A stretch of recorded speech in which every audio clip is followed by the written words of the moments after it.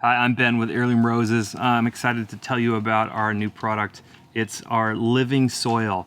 So this is a custom blended soil that we produce right here in Oregon, and it has all of the ingredients to really make your rose thrive in either planted directly in the ground or in a container. A unique thing about this is that it contains worm castings and 4 different types of mycorrhiza. Mycorrhiza are a very small microorganism that lives in the soil, and they work in a symbiotic relationship with your plant to provide all of the nutrients up to the plant that it needs. So those 2 things work together. The worm castings feed the mycorrhiza, and the mycorrhiza then make all of the nutrients in the soil available to the plant. This, used in concert with fish fertilizer in a container, is a great way to grow your roses.